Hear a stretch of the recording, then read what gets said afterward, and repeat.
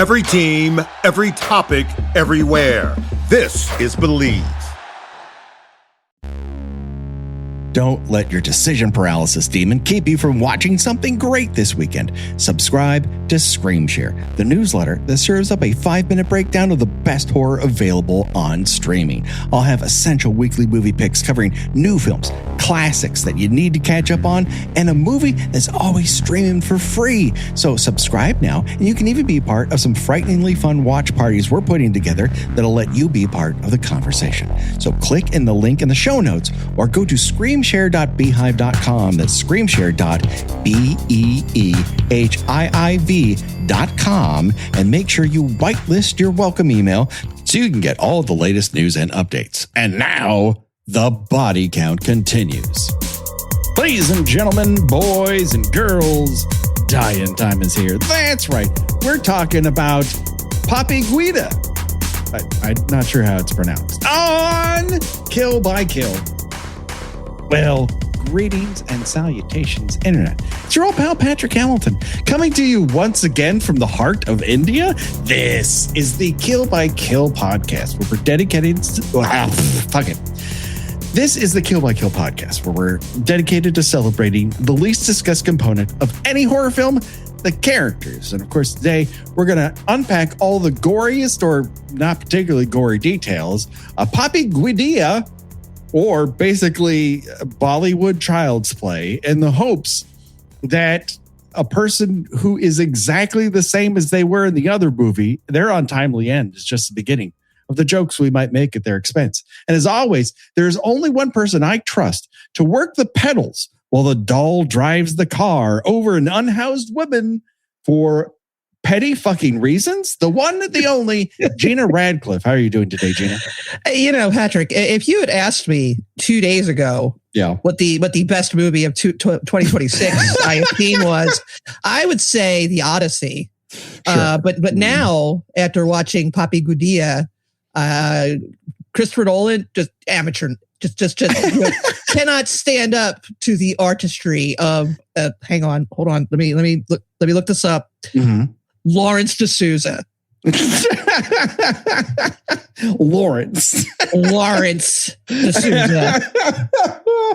Oh, Gina. There's not much backstory to this, but there is some backstory, and I want to give it to you. But before we do that, I don't want to scare you, because we are not alone. That's right. We have special guests. Now, of course, you know them from their podcast, Inside the Idiot Box. But most importantly, you know them as returning champions to Kill by Kill. The ones, the onlys, Dennis Satterfield and Scot Burklin. How are you doing today, fellas? Hey, what's up, man? Hey, and what a film to come back on. I save you guys, right? Like delicious morsels. The secret I have, right? When I know there's a movie coming up and I have to really calculate it, where do I want to spend this capital? You know, Gina said the best thing she saw in 2026 was The Odyssey. Yeah. Until she saw this. Yeah. And I agree. And once I saw this, the best thing I saw in 2026 was The Odyssey. But did The Odyssey just stop in the middle of everything for a song and dance number? Right. Yeah. Damn you, Nolan. Next time. He'll get it next time. What it lacks in all its grandeur and its epic proportions are song and dance numbers that just stop the narrative to an absolute halt. Like there's just completely, no breaks. Completely change the tone. Yeah.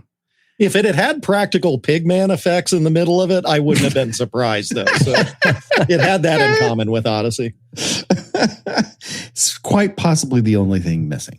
So there's not a lot of backstory here, everybody. The various woods of the Indian film industry will remake a film regardless of whether or not it's like a hot property elsewhere. It's very different than like the Italian genre work that came out of there with spaghetti westerns, or then they would move into police procedurals or Mad Max ripoffs.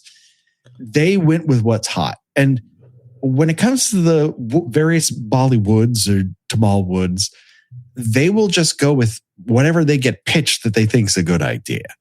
So Papi Gudia, which I believe translates to the sinful doll, which was my nickname in high school. That's right. Well earned from what I heard. Up next on the poll, Dennis Satterfield, the sinful doll. This is the most popular of 4 Child's Play ripoffs, all seemingly more ridiculous and ill-fitting than the last.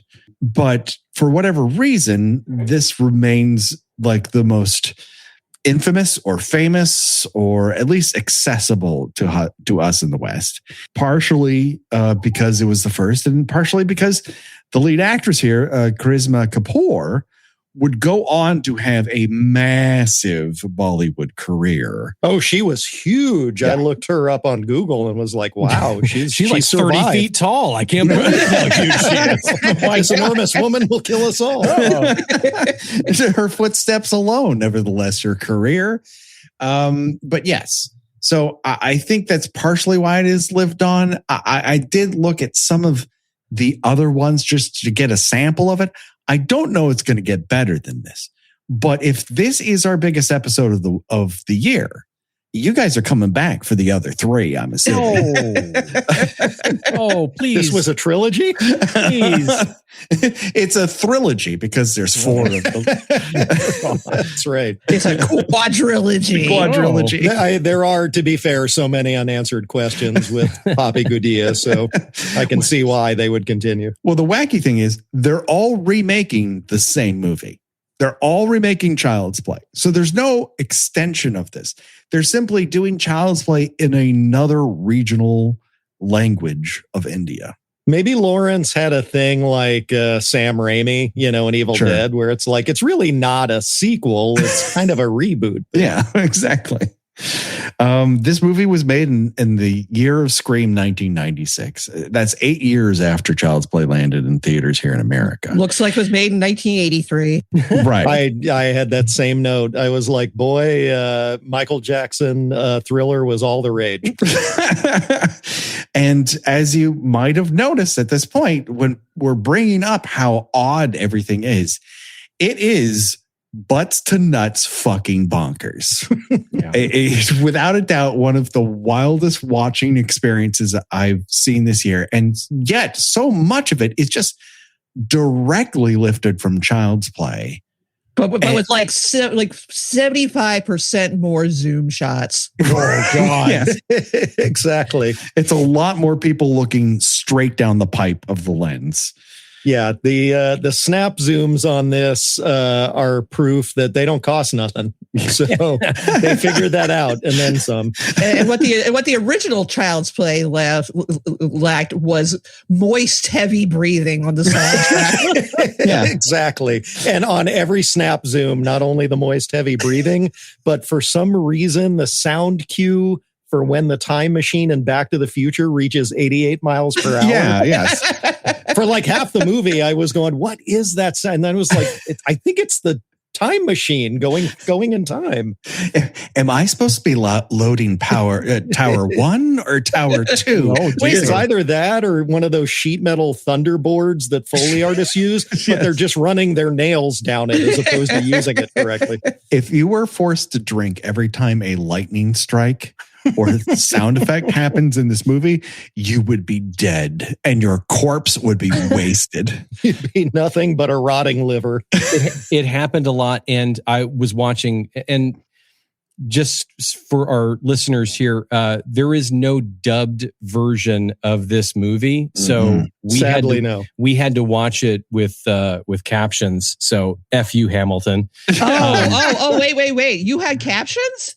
Because I watched it on YouTube. I had no captions. I watched it on YouTube and I had captions. Yeah. You didn't know what was going on then? Did you have to learn the language? Do you know the language? That is Gina's level of commitment to this podcast. She actually went out and learned Hindi. What I was going to say, though, was you knew that there was lightning outside because every time you would hear thunder, at least in my version, which was on Tubi, the captions would say, in parentheses, thundering. I've never heard it described that way. It's thundering.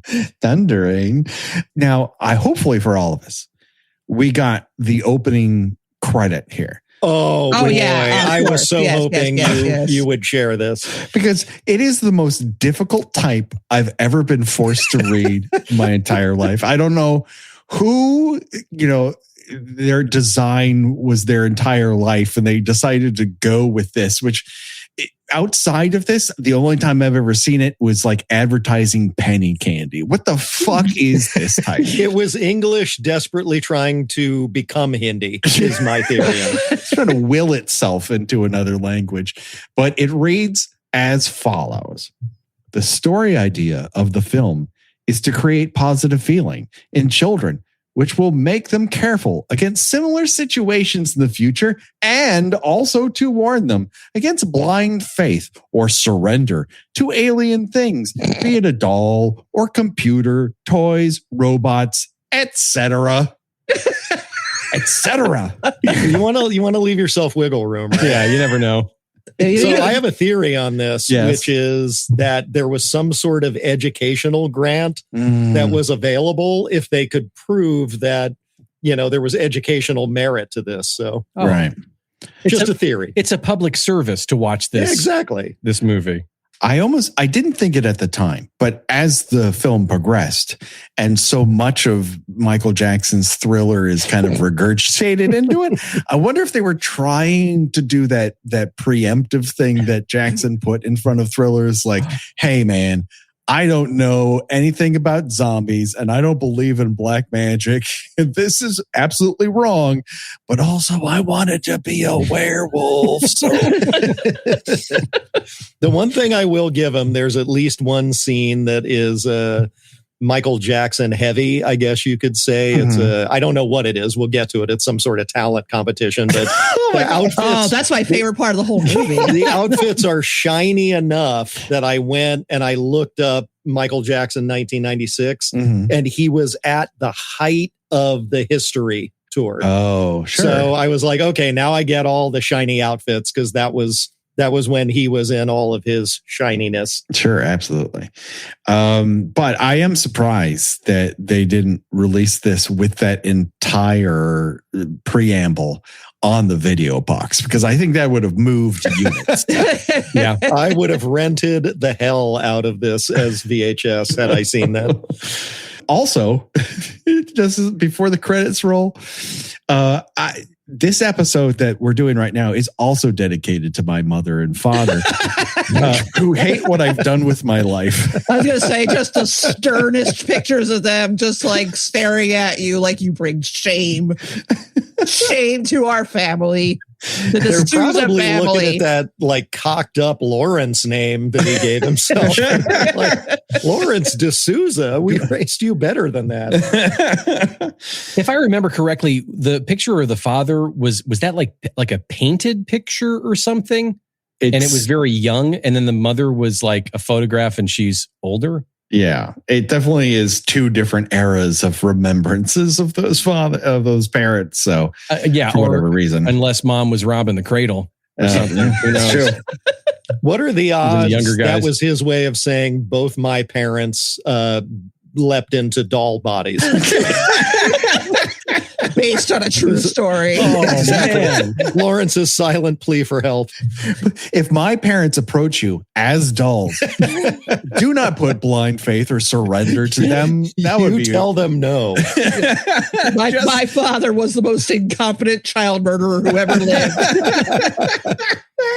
He had better dreads, to be fair. Yeah, that's true. Very, very true. Throughout the credits, though, you're grasping how a completely different realm of the world is communicating, information to its audience. And I guess my question, Gina, to you is, where are our music cassettes available? Who is our accountant? I want to know. There's one guy whose credit is, quote, office. Just office. Yeah. You need something from the office? You go to that guy. He's office. There wasn't stunts like, I don't know, action something. It was some weird. It was an odd well. way to put it, but I chalked most of that up to translation issues. But at a certain point, I was like, "Oh my God, Superman the movie has fewer credits than this. What is going on?" And then they said that they hold the final credits for like another 20 minutes into the movie. That's true. It was 24 minutes. Yes. It was 24 minutes exactly. They have a whole. What you do not realize is a cold open that is really just a warm up to the director credit. But yeah, like at one point the music just stops. Like the soundtrack is exhausted. There wasn't enough music for all those credits, unfortunately.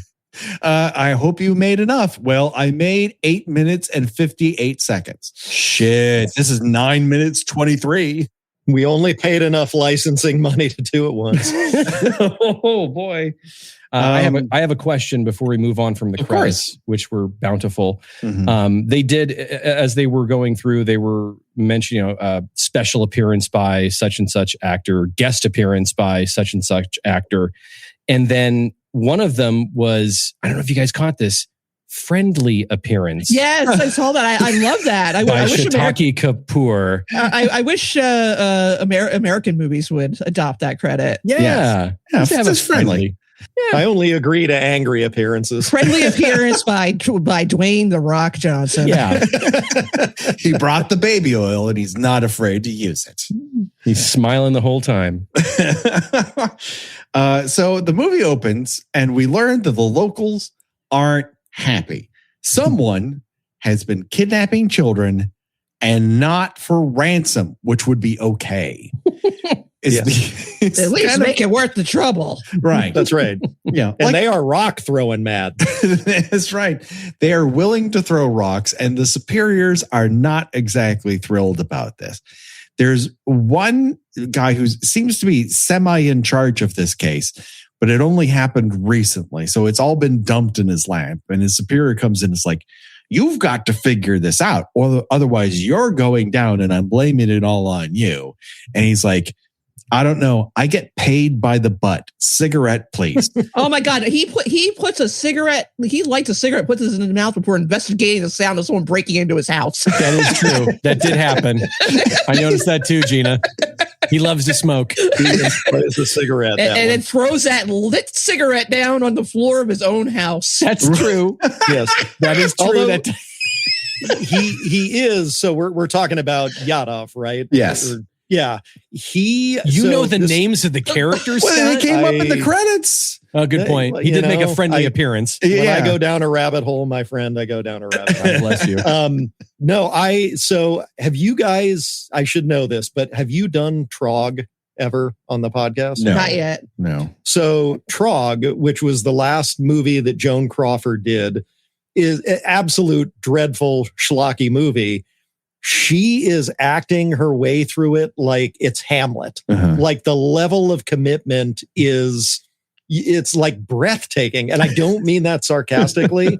I had that same thing with Yadov where I'm like, he is, whatever they're paying this guy, they should have paid him more because he's committed. Yes. Like no matter how bad this is, he's like, this is a serious police drama to me.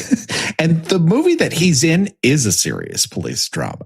Oh, absolutely. Until he's not in it anymore. Exactly. But we also learn from him that the kidnappings always seem to happen on a full moon. So is this also a Michael Jackson Thriller werewolf reference? Or who's to say? I think they are just throwing every trope at the wall. Yes. Which we'll get to when we talk about the ending and its nonsensical religious connotations given to the folks who made this film. No spoilers. Come on, dude. Come on. Sam Neill, may he rest in peace, cackling at the end of the entire thing. Exactly. So we cut to cricket, America's game, where local children are trying to play this cricket game. One kid, hits it out of the quote unquote park, and another kid goes to go get it. And this is where we learned that we've got a real lakeshore strangler sitch happening here, where we've got two guys who are kidnapping these kids. And they look like, those two Matrix ghosts in the sequels that had dreads? It's them, but Indian. They're like the photo negative versions of those guys. But the one guy, his henchman, dark hair. His henchman looks like he just came back from a trip to the Bahamas and got his hair braided. Yeah, one with dreads, one with braids. Who's the guy? Who's the multi-Oscar actor who is banned from SNL from introducing Big Sean in? Adrian Brody. Adrian Brody. It looks like that. Yes. And for Dennis, because he's impressed by such things, it's Chani and Jagu. Thank you. Oh my God. Chani and Jagu. It's Chani and Jagu in the morning. Chani and Jagu is like Hamilton coming at you at the morning zoo. Filling up your drive time. What's the phrase that pays?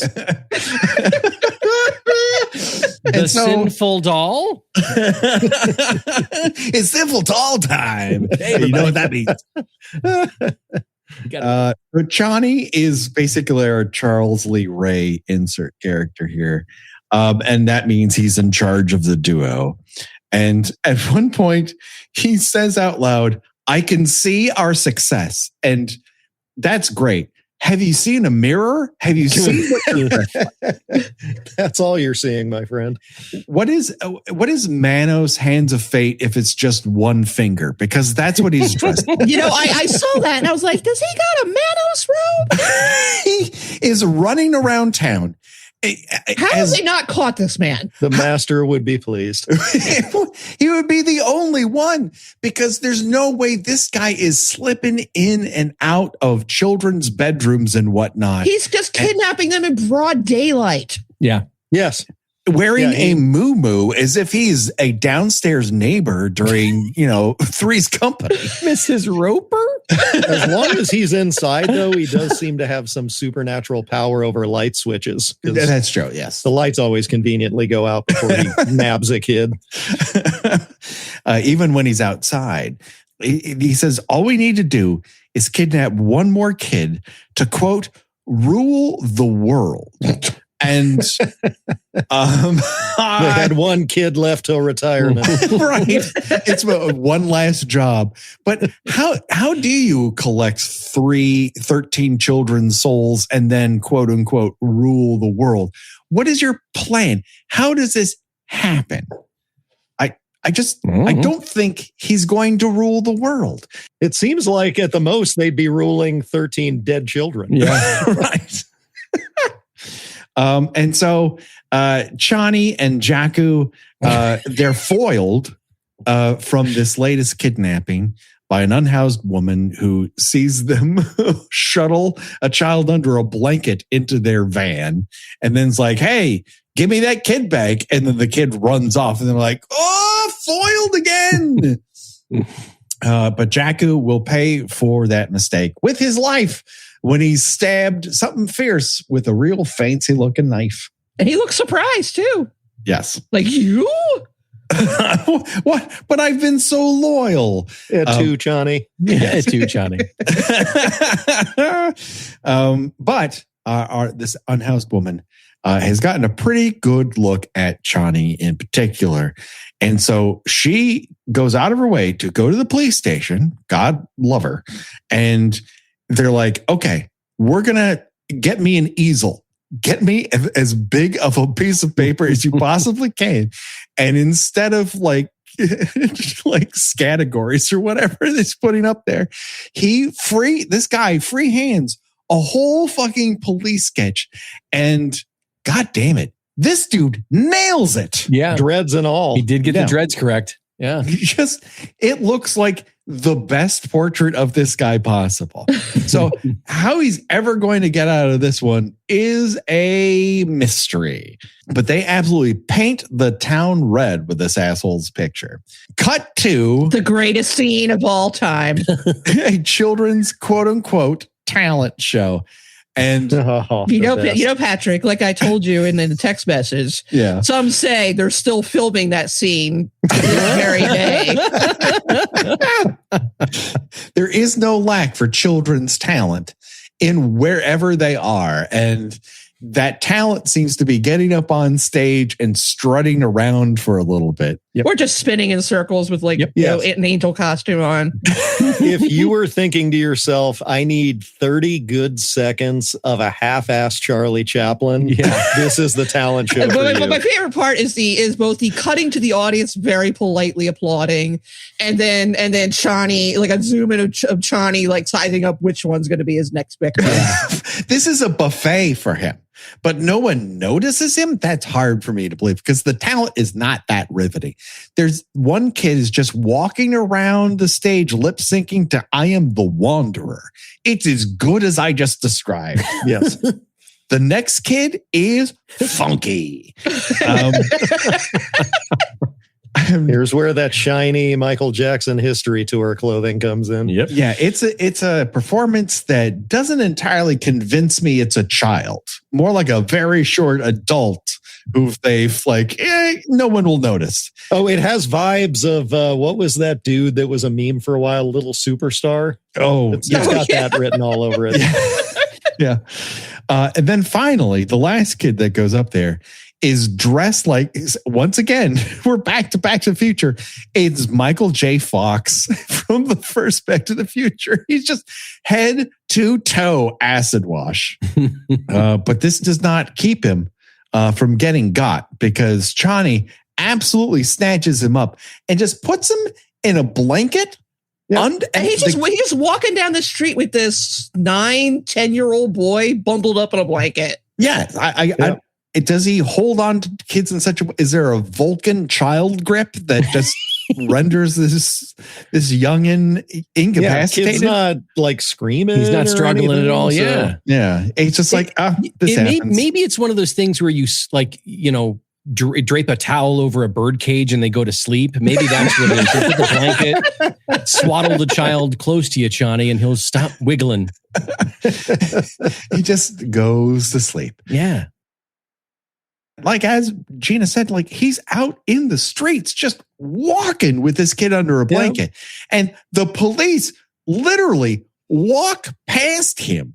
And it's like, A, you've seen this dude's face. And B, nobody else under a blanket. I was going to say, and also nobody else looks like this dude. No, you can't mistake him for anyone else. Yeah, he does. I mean, he's got the blanket kind of draped over his hair, but like there's a whole prolonged interaction with him and the police where Yadov doesn't have a light for his cigarette. Yeah. And so he asks Chani for a match. And it's not until he sees his face that he's like, hold the phone. I was really hoping for the Ghostbusters cigarette just kind of hanging dangling from his bottom lip while he's like backing away from him. It's a great it's one of our first lessons in this in Bollywood. Boy, do they teach people the theaterism of cheat out. The whole time like Chani is facing us directly in the camera. Yeah.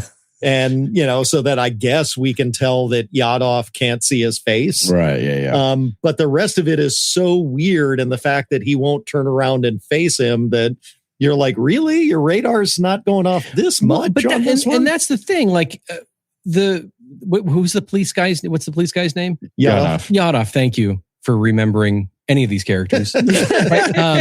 He asked Chani, do you have a light? He taps him on the shoulder and says, hey, do you have a light? If Chani wanted to get away with stealing children, he just would have said, nope, and walked away. Right. But he struggled. The lesson here is set boundaries, Chani. I guess. Yeah, so he struggles looking straight into the camera, trying to hold the child with his left arm under a blanket and then with his right arm reach into his pocket and grab a match for, what was the police guy's name again? Yeah. I'll never remember that. Nor should you. And you won't have to for very long. Nope. But that's coming up. It is revealed, are you that child kidnapper? Yeah, he is. And they have a running gun battle. Yes.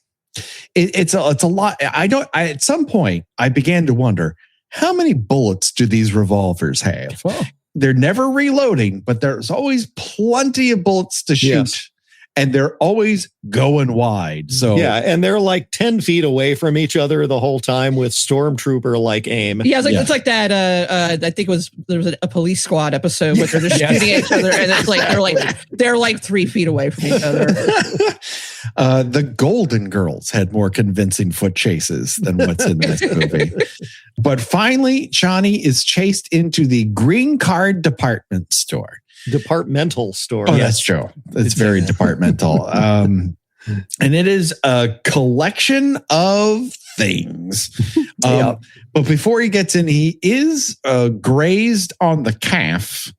It doesn't stop him from being able to run and get very, very sweaty inside of this department store.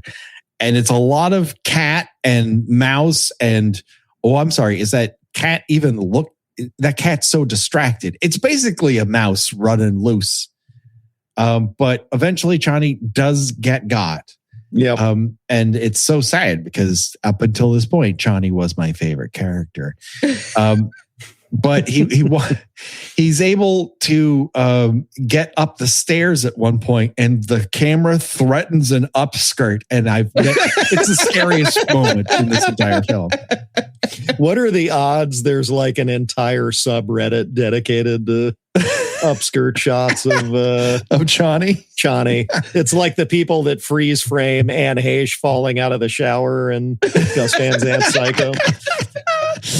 Oh boy. It is revealed that Green Card Departmental Store has every kind of flip-flop. Oh, we see them all. For all your flip-flop needs. Come on down. All your flip-flop and bald mannequin needs. Luckily for Chani, much like a young Charles Lee Ray, he's able to find a way out. That's right, because there's a stack of quote-unquote angel dolls. Yes. These dolls have fun pants and a pink jaunty hat. So here's the way, Patrick, I assess this. Child's Play obviously has this incredible Kevin Yeager design that's like riffing on, a combination of like Cabbage Patch and Teddy Ruxpin type technology, and it's elaborately puppeteered. Mm-hmm. This angel doll looks like, when you go into a Walgreens around Easter and they have those pre-packaged, like saran wrapped Easter baskets with toys that you wouldn't even find in like Dollar Tree. Right. Yeah, I do. And I do this like doll is of that quality. I do like that they waste no time on establishing that this is like a popular item and that is hard to get. She just takes it's a sister instead of the mother with the kid, and she just takes into like, it looks like a flea market. And she's like, there, just pick out something. You don't want this gun? How about this doll? And it's not really explained why. It's just he's attracted to it. What are you going to do? Getting back to the whole sort of voodoo transference of the soul here, I'm not entirely sure why our cop watches all of this, and he really does. Every scene takes like 20 minutes. Yes. Yeah. It's just my favorite thing about the whole possession, and this is, obviously is a language barrier, but when Chani is putting his soul into things like the doll, part of the spell is him saying what sounds like dumb over and over again, which seemed appropriate somehow for this film. I agree, Chani. I agree. Yeah. No arguments here, Chani. So at a certain point, he makes this soul transference, and like Child's Play, it results in a massive explosion. But unlike Child's Play, the camera decides that the department store is capsizing. It literally flips. It does. It is an odd choice. But Chani is dead. Long live Chani. Yes. In the new film. And then bang, slam, we're into the last credit. That's right. Exactly. Just when you thought they were over. 24 minutes exactly into the film. And we're told that this was cinematographized. Yes. Which, if I ever get to speak to Nolan, I guess my first question is, who is your favorite person who's worked on one of your movies who's cinematographized it? And why is it Lawrence D'Souza? Yes. Now, let's meet Karishma, who at this point I didn't know the name of, so I said, meet this chick. She loves music. She does. She loves the beat. She loves the beat. She loves the heat. And she's going to tell you that over and over and over again. While changing her costume no less than 5 times. Yeah. First, she's going to have some repartee with the audience and go, hi. Do you love music? So do I. You know why? Because just like the beat in our heart, there's a beat in music. So beat it. And this is all said in English, right? Yes. As I recall. Yes. Awesome. Oh, yes. No. You're right. No, for whatever reason, English is broken into here and there throughout the film. I had that note too. And I didn't know if that was like just a sort of mixed language thing or if that's intentional with when they use English. It's an artistic choice. Yes. I, India for a long time, obviously, basically run by the British military. So a lot of people learned English that way and passed it along. I'm sure there's someone who's much more informed who could tell people why this happens. It just does here. At several points in this musical sequence, Karishma is wearing plastic. It's just straight extruded oil products. and I might add, filmed through the heaviest prism lens filter. Like to the point where J.J. Abrams is like, lens flares are fine, but maybe take it down a notch. Yes. Just even the director of Kiss and the Phantom of the Park's like, this is a lot of stylization, I think, for me. She does have a line in the song that I think I'm going to steal in the future, which is at one point reading the translation. She says, "My fans, control your hearts." And I just periodically want to say that to people. My fans, control your hearts. Was it Disney Tokyo or was it USJ that had during COVID after they reopened? Oh, yes. The scream in your heart. Yeah. Scream in your heart. Yes. For roller coasters in Japan, they were trying to, in order to get them to reopen, they were trying to start a scream in your heart campaign. Which I have for the entirety of this podcast. You don't need to tell me, my friend. Already there. Just constant screaming in my heart. There may be some cultural insensitivity at various points in this opening musical number. Yeah, we get a little bit of blackface kind of going on. Yeah, it's a little rough there. And then is this the one, I can't remember which of the numbers has the disturbing giant saxophone player? Like, that was a little frame. That was a little later. That's later, yeah. Yes. There's so much that goes into every musical break. We could literally just split off and talk about those as their own thing.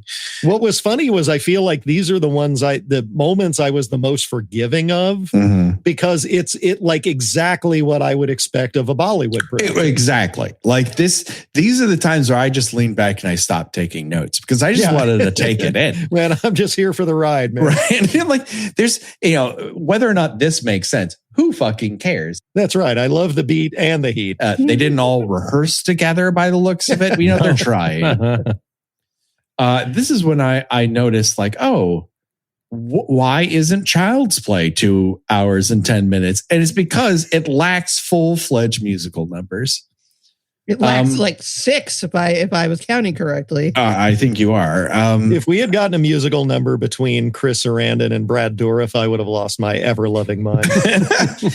I didn't do it for every single one, but I did want to give people just a sample of how this particular musical number comes off.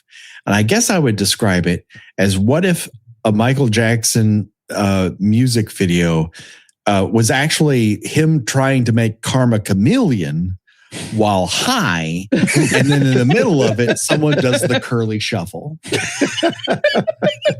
It's like, and at the end of it, the performers clap. Like, hey, we did it, everybody. Great job, us. Oh, wow. That is a common thing that you see throughout this film, and you saw it in the talent show too with the Charlie Chaplin kid. Yeah. Is these people looking at the camera like, what are you going to do? We're like this all the time, folks. As I mentioned, this is Karishma. Her brother, Raju, is the Marty McFly kid who was kidnapped. After the show, I believe Karishma's agent, Mr. Sam, states that he needs Karishma in all of the shows. And just because she has a dependent, brother, family member, like, it doesn't mean just like, I don't know, put him on a street corner, chain him up to a radiator. Like, how hard is it to get babysitting for a child? Do what you got to do, for God's sake. And she's like, I don't know. I don't have family here. I don't have a ton of friends, but I'll try to make it work. She gets home, and her apartment, we immediately find a bird. And I'm like, oh my God, Gina, are we in another Visitor remake? Is this subtly the Visitor? She's got like full trees in that apartment. She does. It's a rocking apartment. Well, not since The Seduction have we seen a level of decoration within a home that just every corner is like, oh, I guess you could put that inside. Sure. That's a choice. Yeah. And then we meet Mona. Mona, she is referred to as sister, but I believe Mona is just like that auntie, uncle sort of relationship. So she's a friend. And she has been tasked with keeping Raju safe while Karishma entertains a nation. At least she's offered, a more direct character link to the audience here than in Child's Play, in which we get a character who's like, I eat little pieces of cake and I'm man hungry. We don't really know what makes Mona tick other than she doesn't take hammers to the head well, and she also flies pretty well. Mona, not a fan of tiny hammers. No. And a big fan of Poltergeist too, apparently. Yes. So we then cut to Karishma and Raju now shopping. This is when he's offered the choice between an orange gun and a doll. Yeah, the shopkeep apparently has liquidated everything from the green card departmental store fire. Exactly. I guess that's what happened. In Child's Play, it's a guy who just pilfers one of the dolls from the burning rubble. Here, it's more like things have rolled downhill for whatever reason. Our store burned down and the boss is away and I've gone insane. Every possessed doll must go. Every crappy doll must go. And so he gets Karishma to cough up 100 rupees, and they are one possessed doll richer at this point. And Karishma just cannot let it go that Raju is playing with a doll. He's like, oh, you should have been born a girl. It's like, no, he likes this doll. Like, why do we have to make it this thing here? They could have easily made it a male doll. They chose this. So, and which he does refer to as he. Yeah. I don't know. If I showed up to an affair in this outfit, the little patchwork pants, and you will one day, a deep hat, cap, pink, a sort of, that interesting vest and mock turtle that the Chani doll eventually is wearing. But somewhat in line with the costumes we saw at the talent show. So I wasn't that off put by it. Yeah. At one point, decorative vests become a real factor in this movie. Keep that locked away for now. But Karishma goes off to work, and now Mona is in charge. And of course, Raju immediately starts a toy home improvement project with Chani, much like Child's Play. And Chani's insane looks to camera are not helping that doll beat the allegations. Just every time the camera's like, should we point it at that doll? Yes. Zoom into the doll, turns back, and you should really have a dun dun dun every time it happens. I feel like at some point you almost want Chani to, like, you know, just grab the camera and go, if you would quit snap zooming in on me, they'd be a little less suspicious, man. Come on. Yes. You're blowing my cover here. So Mona takes Raju to bed. And this is where we learn one of the most disturbing things I saw in the entirety of this film. And that is Raju hangs his pajamas up on a fucking hanger. I noticed that too. He's a very strange little boy. Well, are you the president? Why? Are they iron? Well, la-di-da. Take it easy, Thurston Howell the Third. Please bring me my hanging pajamas and a coconut. So, yeah, he, puts on these elaborate pajamas. And meanwhile, Chani sneaks out to watch whatever India's version is of the 9 p.m. news. And so, I mean, dolls love the news, to be fair. That's true. I mean, Chucky certainly did. And during the sequence, like, Mona's righteously pissed. Like, how dare you put this doll out to watch the news? You've obviously done it. And he's like, no. Chani just wanted to watch the news. She's not having it. But this is when I begin to notice that the Poltergeist movie has fewer lightning strikes than the entirety of this film. Oh, my Lord. Thor movies have fewer lightning strikes than this movie. It is thundering so much. It really is. Although, just like Poltergeist, I was counting the time between them to see if the movie was moving further away from me. It started so far away in India, and yet it's right on your lap. But because Chani's news watching is interrupted, obviously Chani is royally pissed. Mona is sitting on the couch eating what I assume to be the loudest candy ever created.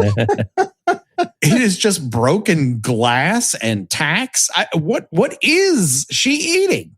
I think it was also left over from the green card departmental store fire. Just like this charred box of Mike and Ike. Should I be able to break a tooth on this? Probably not. Remains of an It Sugar from in the mall. What a tragedy, but it smells delicious. Yep. This is when we're treated to the first instance of what I think we're going to see a lot of in our Child's Play coverage, Gina, and that is Chucky POV.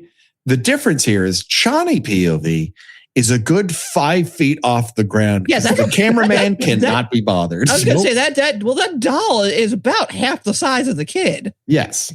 And always accompanied by some sort of scuba apparatus that apparently the doll is breathing through based on the Foley. Yes. The breather from Student Bodies is less presumptuous a breather than this. Like, yeah, he's just making obscene phone calls while my Bloody Valentine guy is like, can we tone it down? I will say this for Mona. Her eyebrows are spectacular. And she apparently is watching the Haunted Horse channel. I'm not sure what she's on. This is 1996, and like the reception she's getting says 1974. Yeah. Right, yes. Like, I just expect to see like Walter Cronkite talking about the Nixon resignation just coming through. The president has just been shot. We now take you to our correspondent, a haunted horse who appears to be blue. Sure. So I guess we learn, at least for the kill sequence here, that Chani is walking on countertops. How Chani got up there, I can't tell you. He's full on like parkouring around that apartment. Oh, I love that. I mean, I am genuinely shocked and impressed that I did not at any point catch a glimpse of like a human hand, like coming into the frame, like trying to move his feet across the counter. It's the only thing missing. But Chani hammers Mona and sends her, defenestrates her out of a window of that apartment building and down to the street below, 5 floors. So pretty much a tiny hammer that also gets commented on later on by the characters as being a tiny hammer. You forget to mention it is an obvious dummy scene. You know I love those. It is. Oh, that's right, Gina. It is the best. It's so frozen in place. And then when she hits the ground and we see the results of it, apparently she had a lot of tempera paint in her skull. That's right. What that was. I thought she fell directly into a bowl of Prego tomato sauce. I wasn't sure. And this is where we learned that we have ourselves our own Indian Chris Sarandon. In this particular scene, he is dressed like a cast member from the 1985 version of Dune. I was gonna say, is that much like bare chest? Is that regimental for the Indian police force?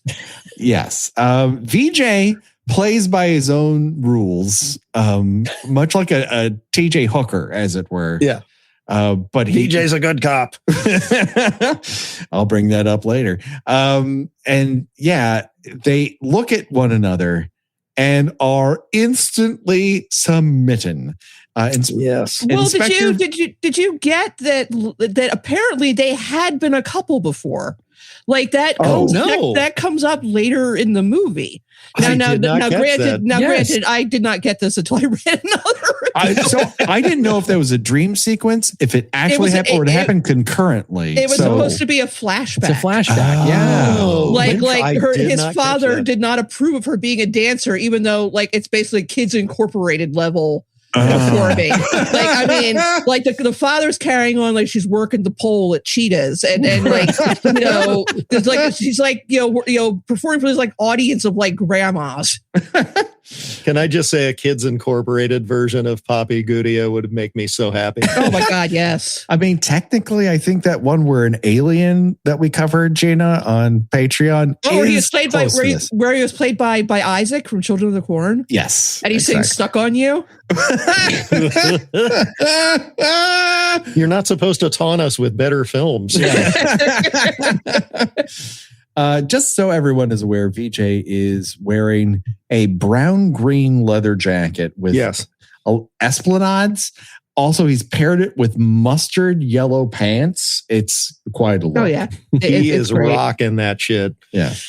Meanwhile, he's observant too. He has noticed that, like Child's Play, that Chani has left footprints in spilled flour. Mm-hmm. But it goes these are size 4 shoes. And I beg these cops, if you think that kid is wearing size 4 shoes, fucking measure his feet. Yes. Well, yeah, that's the thing, is that the kid in the original Child's Play is what, 5? This kid it has to be at least 9 or 10. Yeah. It really changes a lot of this. And kids that age, Patrick and I both, have kids. The feet are disproportionate with boys always. Yeah. For whatever reason, they're enormous. My son looked like he was wearing clown shoes half the time. Now he's grown into. He's 6'4.5", guys. 6. That's insane. My son is also taller than me, and that's shoes off. Disconcerting. Oh yeah. It's wild that I come up to his chest plate. And do you make him walk around in flour ever? You know what? Maybe I should try it. Up and up. Yeah, just to see what the deal is. And at one point, someone asked Karishma, "Sister, why are you crying?" Because her only fucking friend in town died. That's right. Hit in the head with a hammer and knocked out a window. Yes.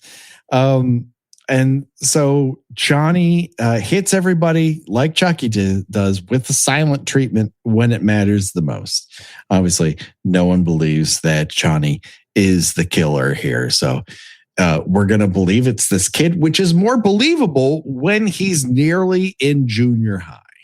Yes. And also actively actively helping and aware of what the situation is. Yes, that's true. So I'm glad you brought that up, Gina. So I had this question for you and Patrick, because I assume, it's been a while since I've seen the original Child's Play, and I assume you guys know it fairly well. I don't recall Andy just totally going along with whatever the doll, he transports the doll to places, but the doll just leaves him and goes and does his thing. Like, the kid has no idea what's happening. He's He's whatever. the first one who suspects that it's the doll. Yeah. Whereas he this kid's like, yeah, points I'll the help finger you. at it. Yeah. Yeah, this kid's like, carry you to someplace to kill somebody with a hammer? Sure, I got nothing going on. I'll help you drive this car to run into an elderly houseless woman. Of course. Oh my God. So yeah, and then everyone is just smoking like they're paid for. Oh my by the Lord in planet. heaven. Yes. But this is where we haven't gotten to the opium smoking yet. Not yet. That comes later. That does happen. We will get there. This is where we have yet another dance break. And the first part of this one, Karishma is dressed like Carmen Sandiego via Elle Woods. Meanwhile, VJ dances around with a scarf like he's a deluded Doctor Who. Yes. It also seems to take place in Ireland. Yes, out in the rolling hills. Right. It's a lovely vista wherever it is. And then I was like, is that a dream? Is this how they feel on the inside? I'm not particularly sure. I feel like I missed a whole layer of nuance since Gina shared that this was their previous relationship. Yeah. I need to go back and watch again now. Clearly, I won't. No, to be clear, but I need to. Raju is out in these streets now with both the doll. He's pulled the Andy maneuver going into school and coming right back out. I love his little school briefcase. He's got a briefcase. Like, he is going to work, y'all. Which way is business? The entire time he's walking to the bus stop, it is nonstop breathing hard coming from that doll. Which, are we hearing that? Is everyone else around him hearing that? Are they convinced that he's got like a lung problem? Should we feel bad? Like he needs an inhaler? Yeah. Like, oh, that poor doll. A legitimate question. But Chani is on the hunt. They go to a neighborhood. This is commiserate with Child's Play, with Chucky killing his Lakeshore Strangler partner. Yes. But here, they're actually going after that smokes a lot cop. Yes. What was his name again, Scott? Yadov. Okay, I gotta write that down. Yadov. Mick smokes a lot. It's going to be really important from this point forward. Yeah, from this point on, right. This is really important. Get your fill of Yadov now, Dennis. Okay, good. Now, in the original, the neighborhood is the south side of Chicago. Here, the neighborhood looks straight out of the Indiana Jones stunt spectacular. It's just oil drums and abandoned trucks. Live from Disney Hollywood Studios. And Raju, even though he's outdoors, appears to be wearing tap shoes by the sound of it. He's clickety clacking everywhere he goes. Tap shoes. You never know when the Bollywood musical number is going to bust out, so you got to be ready. But as was mentioned earlier, this cop who's constantly smoking wakes up, instantly lights a butt, wanders downstairs where Chani has lit a stove. Now, this makes more sense because this guy lives here. Whereas in the original movie, how that house still has gas going to it is a real mystery. It's just stacks of dead rats approximating a home. But yeah, Chani blows up this cop with a add-on explosion. They don't have the let's blow up a real house budget here. Yeah. It's a superimposed explosion. We're not in the world of Adobe After Effects yet. No. So, they're working with what they have. They filmed an explosion somewhere and it just lands on screen. We then cut to the police station where VJ is grilling Raju. And if you look behind VJ, there's something called the crime chart. And I would love to know what's charting on there. The crime seriously. Patrick, are you saying you have a better way to chart your crimes? It's Laff Hamilton coming at you at the border with the crime chart. Coming up at number 7, it's manslaughter. Top of the crime chart. Number 6 with a bullet is crime shooting. Chart on the drive.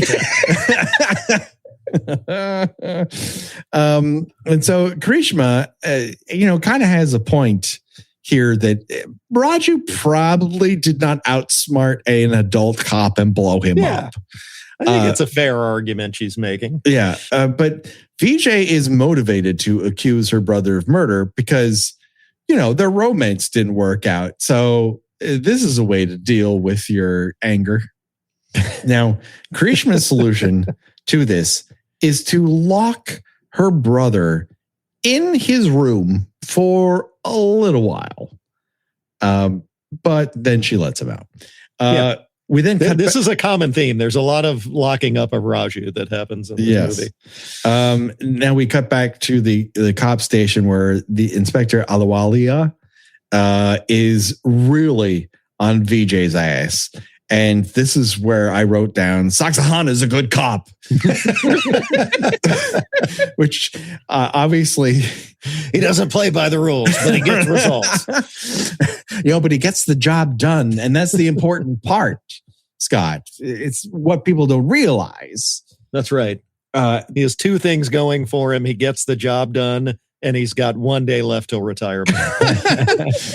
But he also doesn't need to do this job because apparently he's the son of a millionaire. So, yes. Maybe that's why he's head to toe leather in some scenes. And then occasionally he shows up in uniform. But it doesn't matter who the character is. Everyone is wearing clickety-clackety shoes. Yes. With the exception of Chani, which we then get a little bit of his doll work, which is not quite convincing, but very charming. Doll waddling, if you will. But he spies when Karishma and Raju are driving to her work. He spies this unhoused woman who'd ID'd him to the cops. Yes. Music break. It's time to more directly reference Thriller. And that is Thriller if you add Adam and the Ants horns to it, I guess. And then out of nowhere, a prince arrives. They add all these elements and just Prince, it comes in from here to there. It's like faces everywhere. Faces. Yes. Faces everywhere. Yeah. That's his entire contribution. Yeah. I mean, he's right. There are faces. There are a lot of faces. Everywhere. Well observed, my friend. He's not wrong. But then in about 2/3 of the way of the song, we go full Rhythm Nation, which I think is an interesting swerve. And I'll say this. Raju, as we mentioned, is way more available to Chani's demands than Andy was of Chucky. He's just, you need to borrow your sister's car. Let's do this. Yeah, Chani's like, hey man, you want to get out of here? Yeah, he's like, yeah, let's go on an adventure. Yeah, listen, grab your sister's keys. You work the pedals. I'll work the steering wheel, and together, like several dogs in a trench coat, we will be able to accomplish what we need to. And accomplish that task is running over an unhoused woman. Yeah, like he's not scared. He's just like, I guess we're having fun. Yeah. And I'm unclear on how that happens anyway, because they go out, they're in the car. They drive to where she is, but she's like up against a wall. Yeah. And they're on a street and there's like a fence between them. And the only way we know that it happened is after the fact, there's a piece of bloody clothing on the front of the car. And I was like, how did they like pin her to the wall? I think they, like, how did this work? I think they pinned her to the wall. Yeah. They pulled a Christine on her. She just looks she was just kind of surprised that it cuts to the next. It cuts to the implication that the Thriller musical number is still going on in the time that Raju and Chani snuck out and they came back. after killing someone. Everybody in the audience is looking at their watches. Can we wrap this up? I will say, in that woman's defense, if I looked over and there was a child working the pedals and a doll working the steering wheel, I too would be shocked. Yeah. That would get my dander. I just throw myself on the front of the car. Yeah. Yeah, it's like that. That's it. My brain is cracked. That's right. So this is the first time where Raju gets arrested that I'm like, they kind of have a point because he's genuinely participated in that woman's death. And he seems completely unruffled by it. Yeah. Yes, I can't excuse him for this one. Like, he's a participant. Yeah, no, he's like pretty much an accomplice in this one. Yeah. And so VJ's like, hey, we just need to keep your brother in jail. Like, what's the worst that can happen to a grade school kid in jail? Come on. When it transitions out of this, out of nowhere, a Lethal Weapon guitar appears. It's a grab bag of references. And once again, Chani is breathing up a fucking storm. Like, he needs some cardio. He needs to get checked out. Yeah. He really does. But finally, Karishma has a heart-to-heart with Chani. And during that, she gets up from the couch to investigate something and walks crotch first into the camera. Oh, God. Yeah. I was like, whoa. Oh, my God.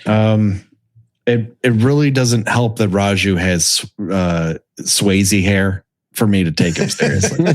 He's a handsome guy, but I don't know that he can support that hairdo. And listen, during this music break, I was watching, I was enjoying myself, and I don't mean to be disrespectful, but Karishma is pulling a wagon back there. I mean, there's a reason why she became a huge star. Wow. That being said, when it comes to people dealing with this kid, Raju, Karishma, I don't think has it all together. Technically, I think Arnold Schwarzenegger in Commando had more of a way with children than Karishma does. Supposedly, he would at least get them to the chopper. Yeah, at the very least. He would not react like he was going to punch that child in the face once he was dotted in the nose with ice cream, which is what happens in Commando. He looks like, I'm going to fucking kill you. But this is the musical break between Karishma and Raju, where they're both donning vests that they bought at whatever the Indian version of Dan Flash's is. And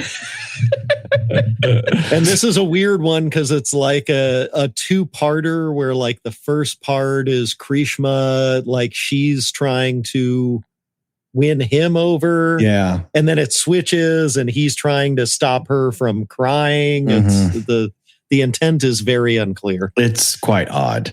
They go to a fair. It's a whole to-do.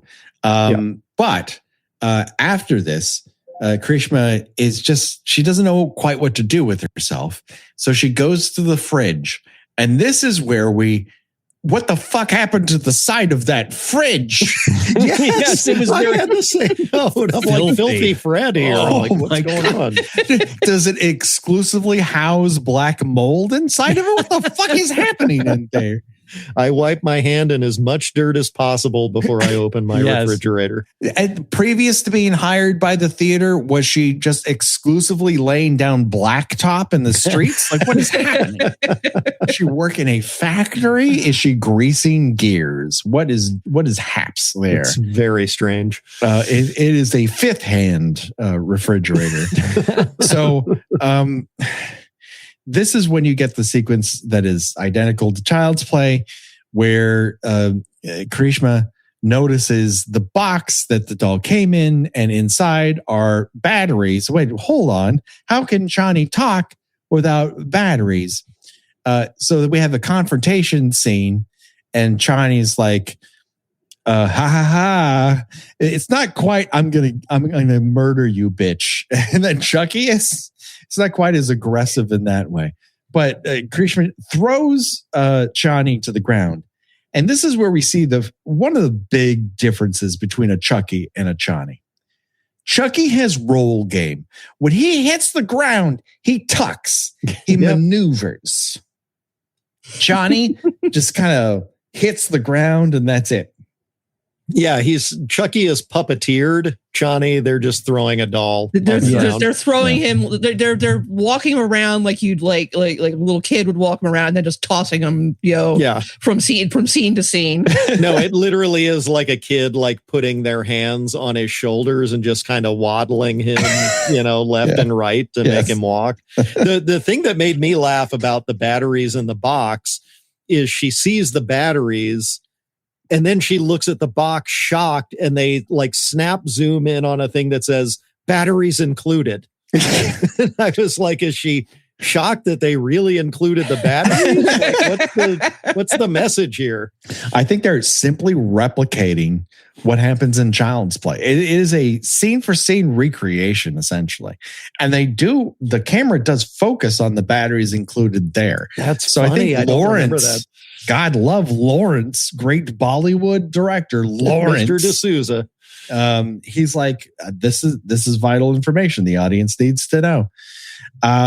So somewhere in this confrontation, Chani bites Krishna's arm just like Child's Play, but the bite is a little delicate.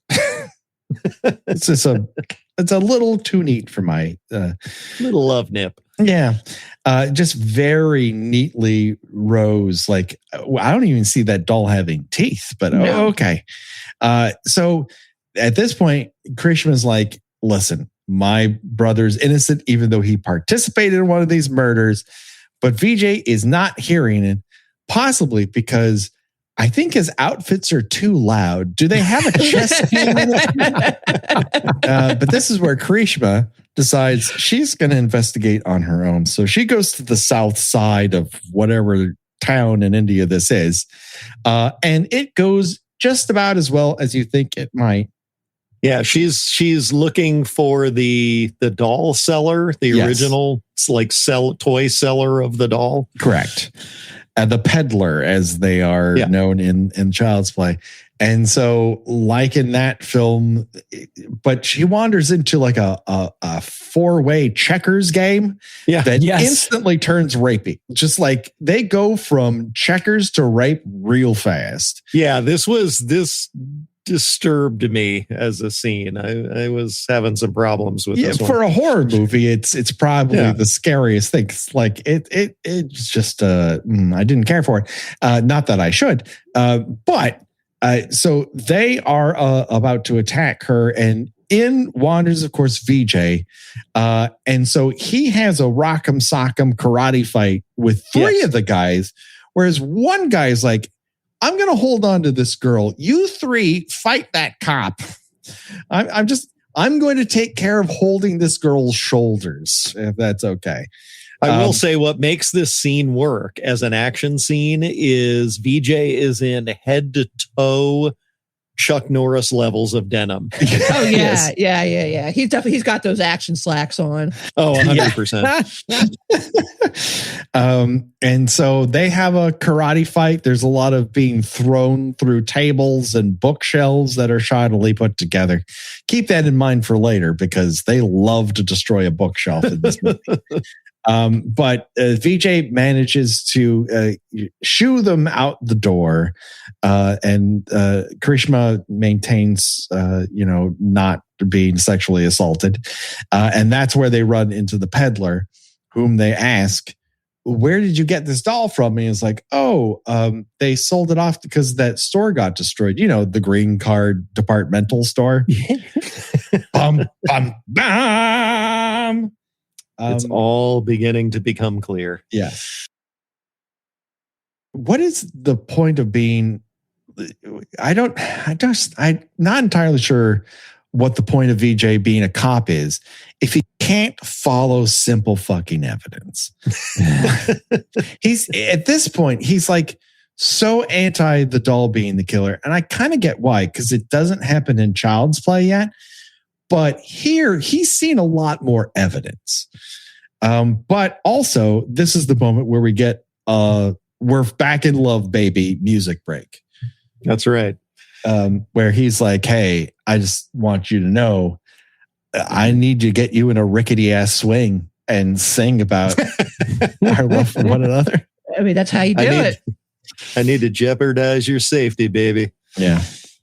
And so after this song, he takes her back to her apartment and he's like, all right, I'm gonna bust your brother out of jail. But when I get back, you better have some coffee for me. It's like, motherfucker, you guys just got back together. It's abandoned coffee.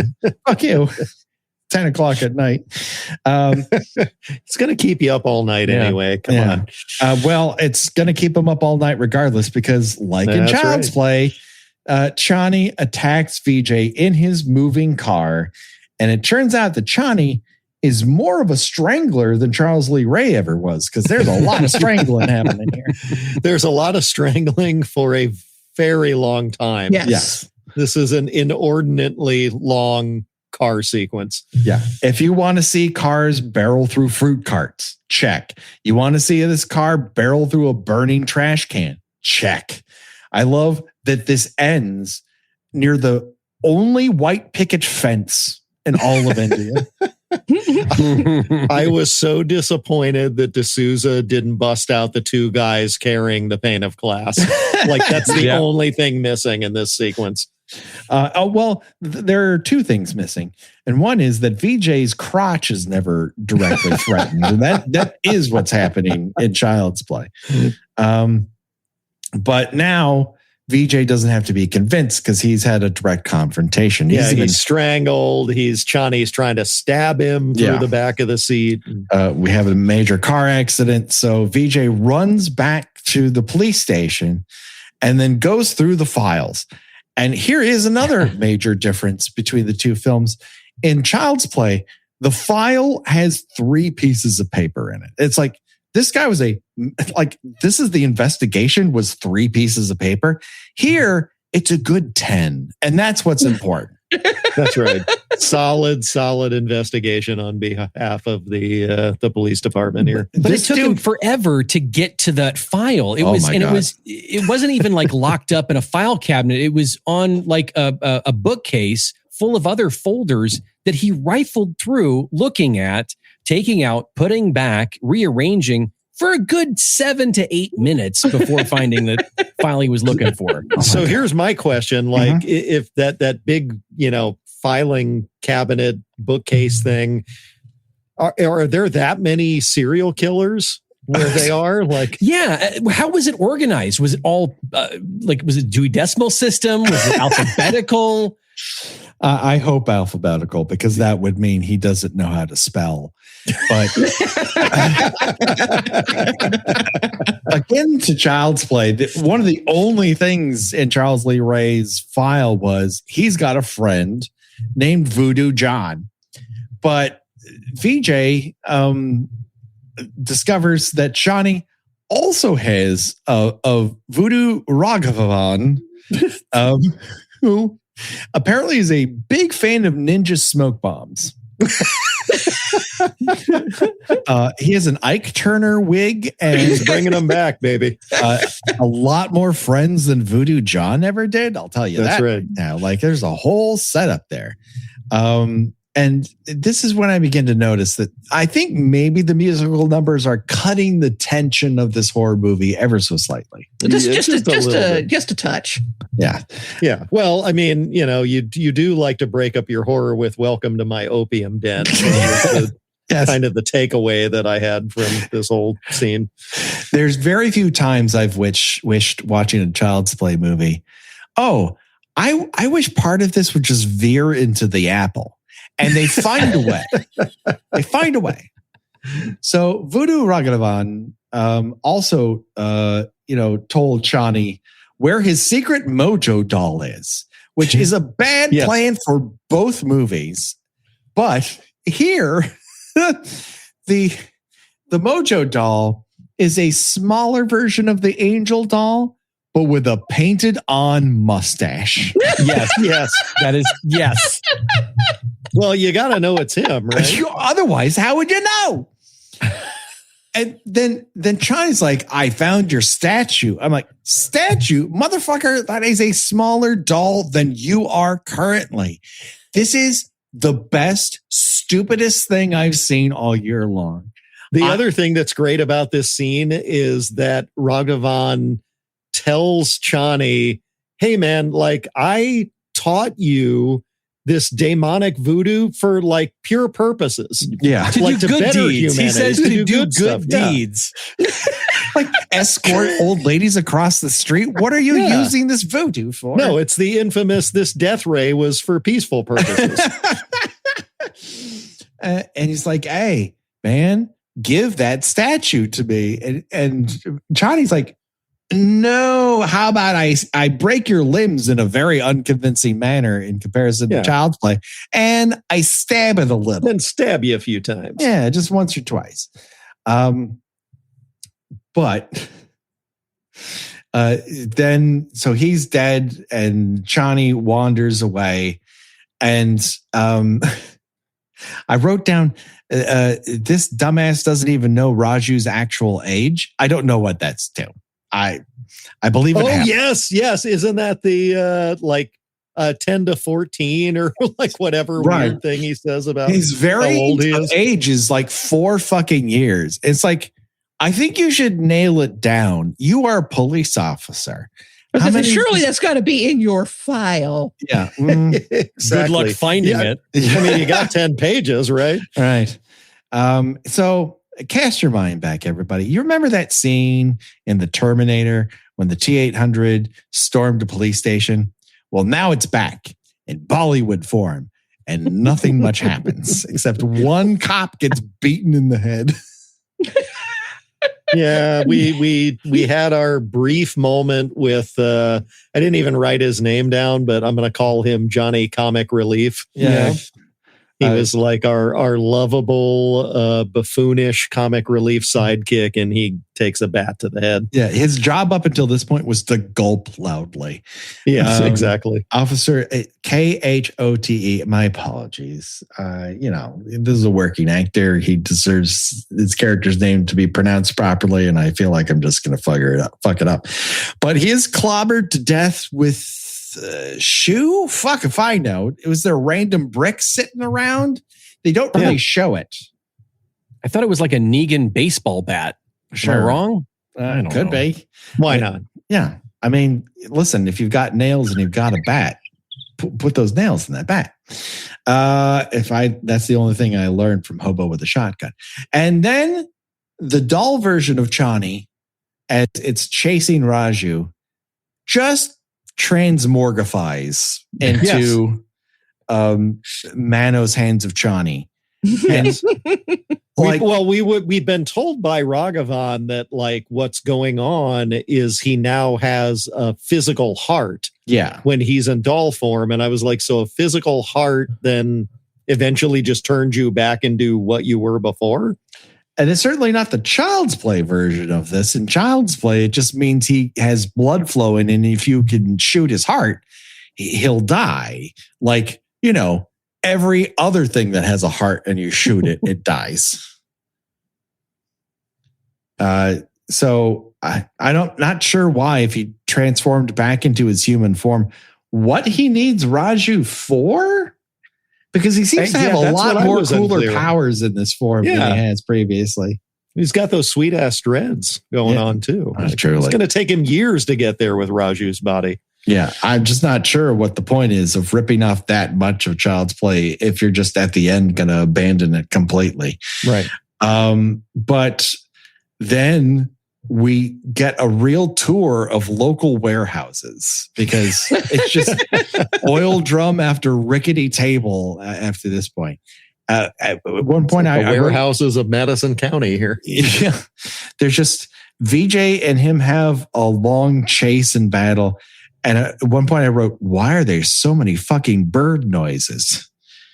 Yes. Bird noises in what I believe is a coal refinery that has a church built into it for some reason. Yeah, the church is like next door or adjacent, or they share a common wall. I'm not sure what happens there. They share a load-bearing wall. One side of it, though, does look like I hate to say this. I love an action sequence that looks like it was filmed on the Backdraft set. And it's like, oh, that tub of oil is definitely going to explode at some point. The Backdraft that set, door for heat, VJ. Yeah, but the Backdraft set had a lot less like bookcases and tables and things to backflip through. Yeah, that's if I true. remember correctly. We'll never know. It's no longer there. It lives on in our hearts. The coal refinery folks enjoy a good book. What can I say? That's right. You got to sit down somewhere. Yeah. And play checkers and threaten rape against any woman who walks through the door, I guess. There's a lot of half-hearted kung fu happening here. Chani seems to gain powers like you can just punch through me.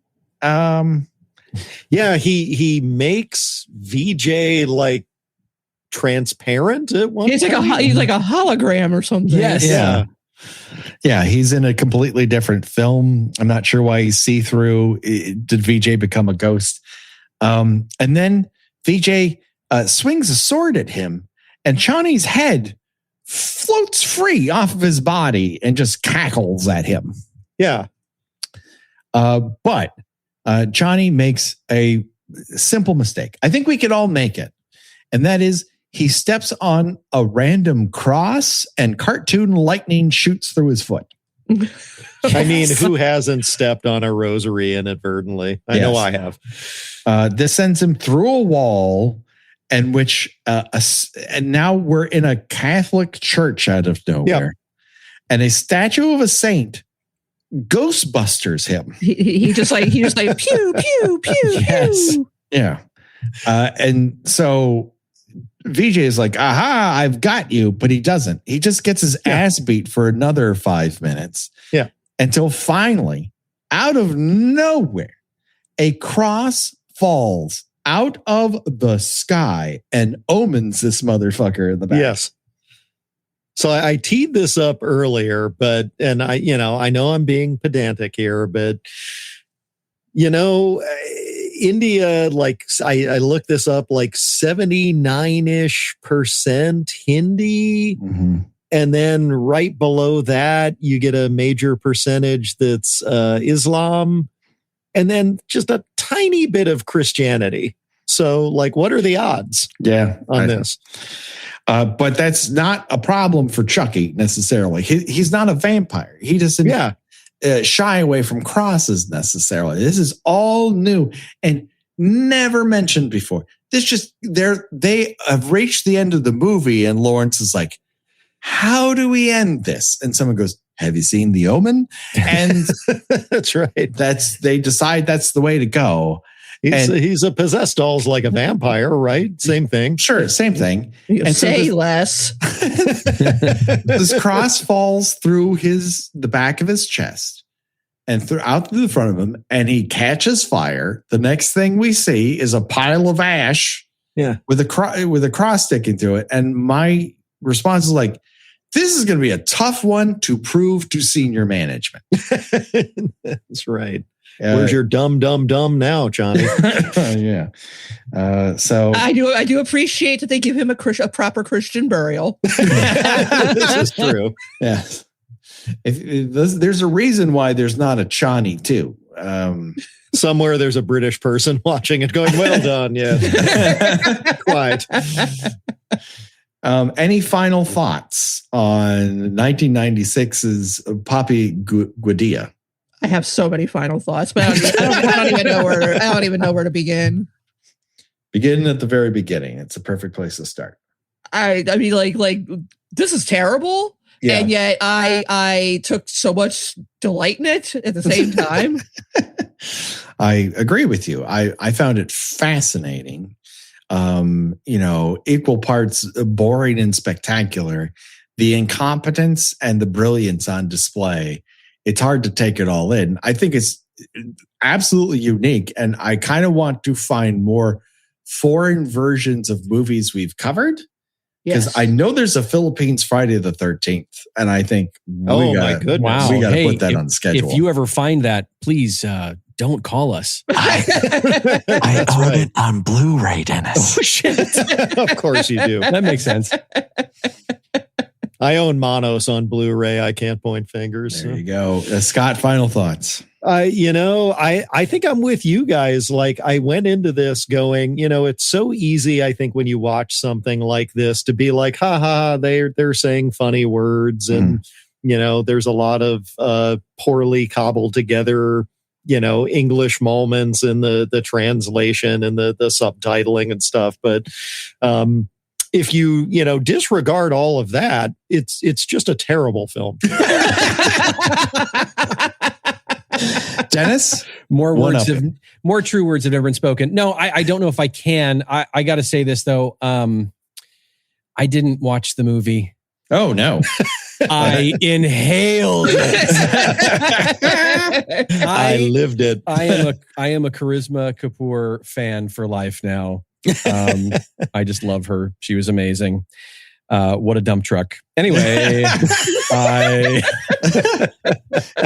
I usually try not to get lascivious on the pod, but I got a little horny on Maine. I mean, she is truly attractive in almost every sense of the word. And it's not like she's dressed in like the sexiest manner. It's just like you can only do so much to hide what she's working with. And I will say this: she still looks great. I looked her up, and she's obviously to your point, she had a great many other movies that she's done, a great career, and she's still kicking ass at age 52. So good for you, Charisma Kapoor. Yeah. That was one overall observation that I had is these Bollywood films, involve a lot of middle-aged guys who look like they could be the bass player in Blue Oyster Cult. They're surrounded by really hot people. Yeah. And I went, we should all aspire to that. So one final thing I wanted to add, and I would be remiss, I almost forgot to add this. In my research of this, I learned there is a MetaQuest game for this. Ooh. You're going to think I'm making this up. No. Look it up. There is a Papi Gudia MetaQuest game that I am now insanely curious to load onto my Quest 2 and fire up and see what's up. Man, like what part of the dark web do you have to go to find that file? I know, right? It's you will not come back alone. Let me tell you that. I know that's a setup for a horror movie in and of itself. Right? How did he die? He downloaded a MetaQuest That's game of a Indian Child's Play ripoff.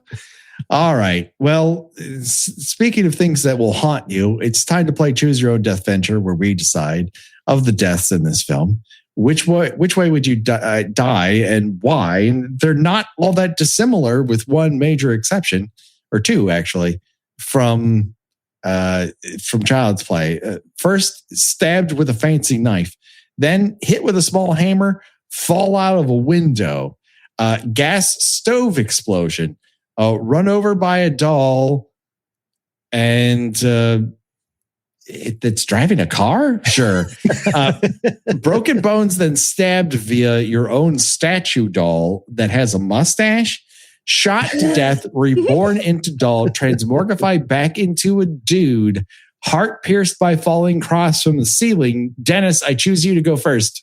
I would like to be hit in the face with a teeny tiny hammer and then fall out the window with my arms and my legs straight by my sides. Yeah, that's the only way to go. Silently falling into a bowl of tomato sauce. Makes perfect sense. Scott? Yeah. I'm going to go with doing some really fine, very serious acting, only to have a doll blow me up in my slum-like house. At least you'll go out with a butt in your mouth, and that's important. And I'll feel good about the art I created. Hey, wait a second. Not to go off on a tangent there, but so Chani turned on the gas stove, and when I forget his name. Oh, it was Yadov, right? That was his name? Yes. I got it right. We got right to the end. And they say this podcast isn't educational. I remembered. But anyways, the reason why he blew up is because he shot his gun. It had nothing to do with the lit cigarette in his mouth the whole time. Yeah. Yeah. So they basically set you up the whole movie for what it could be. You thought it was a toyed mislead with your expectations. Well, then this whole movie falls apart for me. That's the thing that really killed it. D'Souza. Unbelievable. It was a 10. Now it's a gentleman's 6. Gina, what say you? Back when we did the first Power a couple months ago, I said that the most that tracks death that I would experience is being run over by a horse cart, being steered by someone wearing a sombrero, a drive-by hoofing, yes, right. But now I think it would be run over by a car being driven by a doll with the pedals operated by a small child. It really is ultimately the way I would go, but there's just part of me that really wants to get my bones broken and stabbed via a doll that has a mustache. That's a smaller version of the doll stabbing him. It's a mustache, the part that really kind of tipped it over for you. Yeah, that mustache really gets you. I'm dying, but he's so sophisticated, so I'm not sure how I feel. Fellas, why don't you tell people where they can find you and listen to more of what you're doing?